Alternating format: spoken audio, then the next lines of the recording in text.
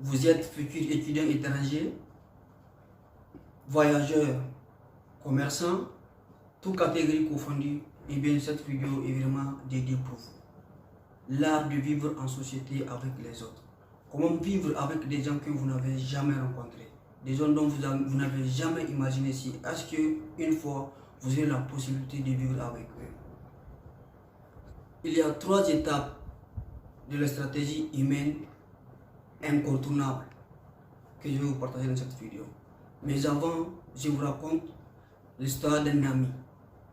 Si c'est votre première fois sur notre chaîne, je vous invite de vous abonner et d'activer la cloche de notification pour ne plus manquer nos prochaines vidéos. Si vous êtes sympa, appuyez sur le bouton pouce bleu pour nous faire comprendre que vous aimez nos vidéos.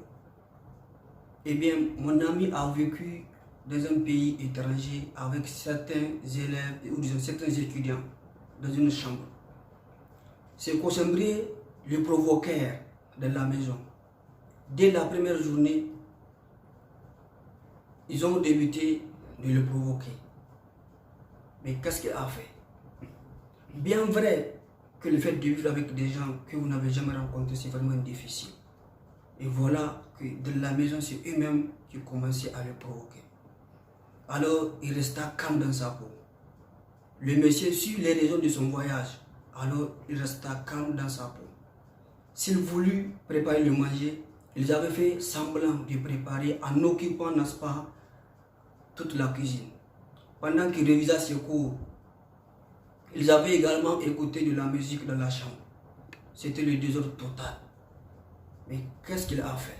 Lorsqu'il voulut dormir, aussi c'était pareil. Là, il a utilisé ces 3 étapes très nécessaires, qui sont vraiment incontournables. Étape numéro 1, l'observation. Lorsque vous vivez avec des gens que vous n'avez jamais rencontrés dans votre vie, évitez de leur raconter toute votre vie sans pour autant savoir ce qu'ils ont des personnes. Et voilà, en ce qui concerne son cas, c'est ces cochonneries eux-mêmes qui le provoquent dans la maison. Bien vrai que, à part ça, il a également d'autres problèmes parce qu'en tant qu'étudiant étranger, il faut d'abord valider l'année. Et dans un pays comme la Russie, si vous ne pouvez pas, si vous êtes incapable d'avoir 3 sur 5, eh bien, vous serez retourné chez vous, dans votre pays d'origine. Il a ce problème-là. Il a utilisé la première phase, qui est la phase qui est l'observation.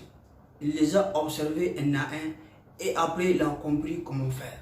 Donc, vu qu'il s'est retiré de l'équipe, il les écouta, il les comprenait tous. Il les écouta, il les observa.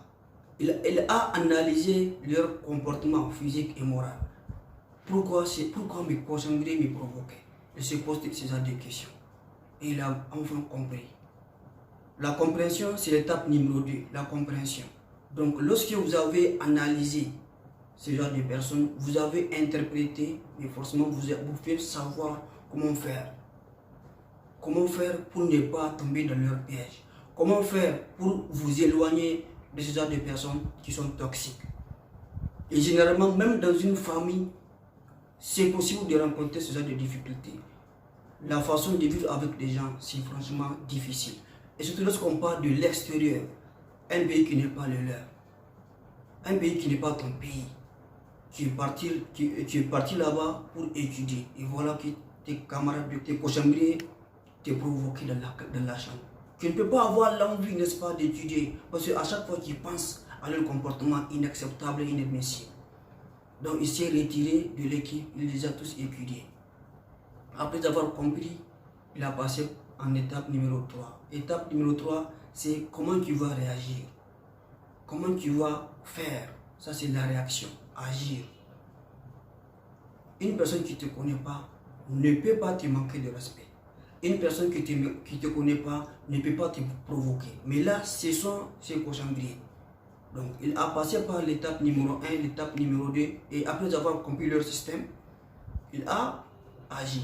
Mais comment est-ce qu'il a fait? Donc, vous avez 2 choix.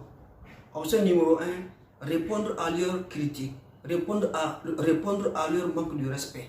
C'est-à-dire légitime défense. Lorsqu'une personne te provoque, donc tu as le droit de répondre. La personne te piétine, tu as le droit de le piétiner. La personne te gifle, tu as le droit de le gifler.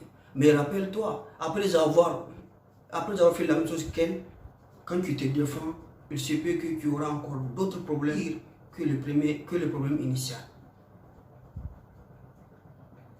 Il se peut que tu peux avoir d'autres problèmes plus pires que le problème initial. Donc, qu'est-ce que tu vas faire? Ça, c'est l'option numéro 1. Mais tu es libre de répondre. La personne te gifle, tu as le droit de gifler. La personne t'insulte, tu peux insulter. La personne crache sur toi, tu as le droit de cracher sur elle.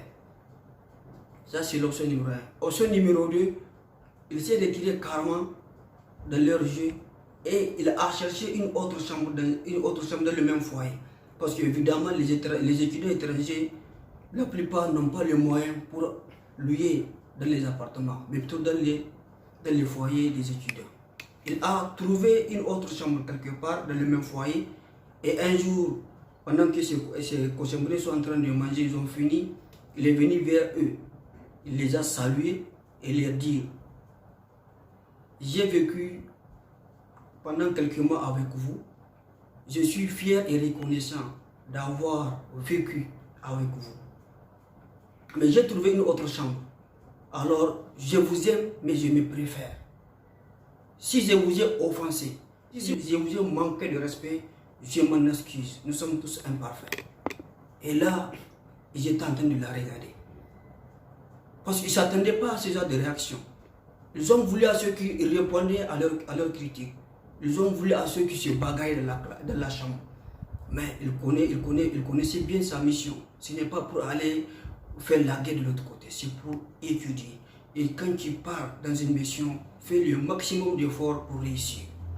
Tu as les invocations de ta famille, de tes amis, ainsi que des personnes qui veulent te voir réussir. Donc ne commets pas l'erreur d'aller provoquer la guerre de l'autre côté. Et c'est ça qu'il a fait. Et devinez un peu, ils étaient tous en train de pleurer. Parce qu'ils savaient ce qu'ils l'ont fait. Pourtant, il n'a pas essayé de les piétiner. Il n'a pas essayé de les montrer que ce qu'ils faisaient, ce n'est pas bon. Il n'a pas essayé de faire le même jeu qu'eux. Il s'est catégoriquement arrêté dans leur jeu. Et voilà, il a pris le dessus. Mais qu'est-ce qu'il fait cela? C'est pas ce qu'il a fait n'est pas là à la portée de n'importe qui. Eh bien, il a utilisé le pouvoir de la sagesse. Lorsque vous vivez avec un sage, vous apprenez de lui. Lorsque vous vivez avec des personnes toxiques également, c'est fort probable que vous appreniez également ce comportement inadmissible. Mon ami les a montré toute sa sagesse. C'est plus fort que la politesse, c'est plus fort que l'intelligence. Donc, être sage dans la vie peut vraiment vous aider. Et je suis convaincu que certains d'entre vous ont vécu ce genre d'histoire. Donc, n'hésitez pas de mettre les points essentiels dans les commentaires pour que les autres puissent s'en servir. Partageons les idées et avançons dans la vie. Si c'est votre première fois sur notre chaîne, je vous ai dit de vous abonner et surtout de partager le lien à vos connaissances. Peut-être que certains se préparent pour aller à l'extérieur pour étudier. D'autres veulent voyager pour voir le monde. Mais il peut toutefois avoir des surprises. L'aventure n'est pas si facile. Certains traversent la mer. Mais il y a encore d'autres problèmes de l'autre côté. Même si certains documents nécessaires, ils peuvent avoir des problèmes. En plus forte raison, les sans-papiers qui dormaient dans les rues. C'est la fin de cette vidéo. Je vous conseille, n'est-ce pas, d'y rester connecté. À la prochaine pour une nouvelle vidéo.